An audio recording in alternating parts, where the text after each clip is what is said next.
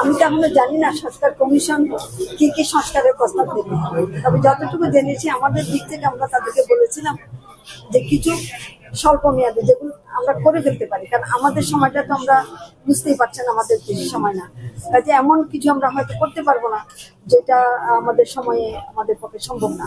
যেগুলো আমাদের সময়ে সম্ভব সেই রকম সংস্কার অত স্বল্প মেয়াদী গুলো আমাদেরকে দিয়ে দেওয়া, তারপরে মধ্যমেয়াদী থাকবে, দীর্ঘমেয়াদী থাকবে।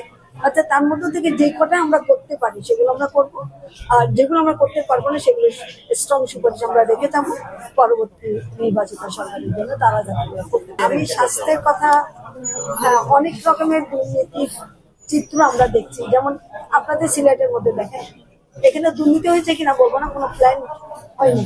কারণ একটা বিল্ডিং বানালাম, সেই বিল্ডিং এর সাথে তো আমার ম্যান পাওয়ার এবং বিল্ডিং দুটো এক জগৎ পেতে হবে। ওটা না হলে আমি কি করে হাসপাতালটা চালু করবো? এরকম ময়মনসিংহে 22টা বিল্ডিং হয়েছে কিন্তু হাসপাতাল হয়নি। হাসপাতালকে কেন্দ্র করে 22টা বিল্ডিং, তাহলে আমি কেন বিল্ডিং বানাবো? কোনো যন্ত্রপাতি, কোনো ম্যান পাওয়ার নেই। তো কাজে এর মধ্যে কিছু না কিছু আছে। মানিকগঞ্জের একটা কথা বলি, দুটো মেশিন কেনা হয়েছিল, এমআরআই মেশিন।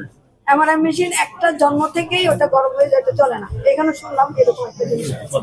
তো এগুলো কেনার সময় যদি গন্ডগোল হয়েছে, তো কেন থেকে কেনার জন্য অটোমেশনে যদি আমরা জিনিসগুলো কিনি, তাহলে আমাদের এবং আমরা যদি নিজেরা সৎ হই, নিজেদের জায়গায় যদি আমরা সৎ হই, সিস্টেমটাকে যদি আমরা ডেভেলপ করতে পারি, যে সিস্টেমে সেখানে এই দুর্নীতি করাটাকে না করতে সেরকম সিস্টেম ডেভেলপ করতে হবে আমাদের। আমি এটা বলতে পারবো না সব কারাপশন দিনে দিন আমরা বন্ধ করতে পারবো, কিন্তু চেষ্টাটা আমরা শুরু করেছি। যেমন ধরেন আমরা 3জন দালালকে ধরেছি যারা পয়সা দিয়ে প্রমোশন দেওয়ার চেষ্টা করতো, 3জনকে নিয়ে আমরা পুলিশে দিয়েছি।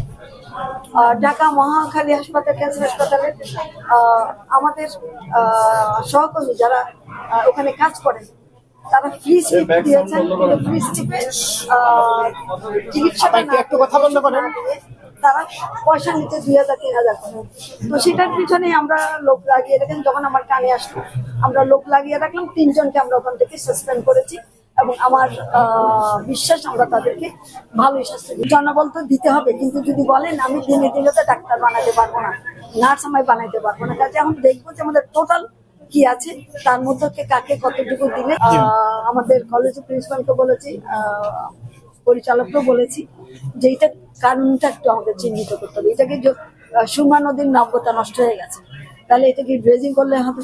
এটার খাল বিলগুলি যদি বন্ধ হয়ে যায়, অর্থাৎ আমরা দখল করে যদি বিল্ডিং করে ফেলে, এখন তো আমি নতুন করে এখানে কিছু করা যাবে না, তাহলে সেটার জন্য কি করতে হবে সেটা আমি কোনো বিশেষজ্ঞ নই।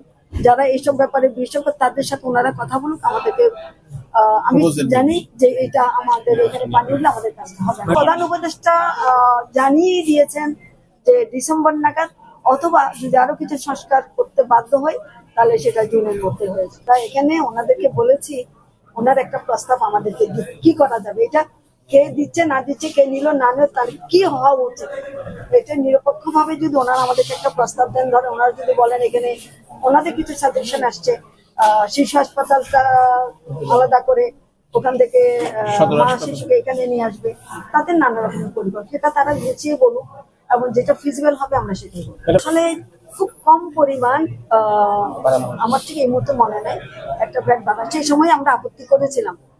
কিন্তু এখানে একটু ওনার যিনি অর্থ উপদেষ্টা, উনি তো পুরো বাংলাদেশের আর্থিক বিষয়টা দেখেন, ওনার অবস্থাটা দেখেন। আমরা যখন দায়িত্ব নিলাম, টাকা পয়সার তো ডলারে তো যথেষ্ট সংকট ছিল।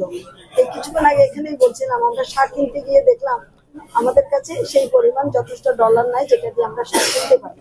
তার মধ্যে আগের সরকারের অনেক টাকা যেগুলো কাতার কিংবা সৌদি আরব রয়ে গেছিল, যেগুলো পরিশোধ হয়নি, তখন আমাদেরকে কম পরিমাণ সার কিনে আগের টাকা পরিশোধ করতে হয়েছে, আমাদেরকে সার কিনতে, অর্থাৎ অবস্থা বুঝেই তো ব্যবস্থা করতে হয়েছে। ঠিক তেমনি করে সকল জায়গায় যেমন চাল আমদানি করতে হচ্ছে। আগে তো আমরা দেখিয়েছি আমরা স্বয়ংসম্পূর্ণ, আসলে কি আমরা স্বয়ংসম্পূর্ণ? আসলে আমরা স্বয়ংসম্পূর্ণ না। তাহলে এখন আমাদেরকে চাল আমদানি করতে হচ্ছে। চাল আমদানি করতে গেলে এখন যদি আমি আগের মতন ট্যাক্স ভ্যাট নেই, তাহলে চালের দাম কমাইতে পারবো।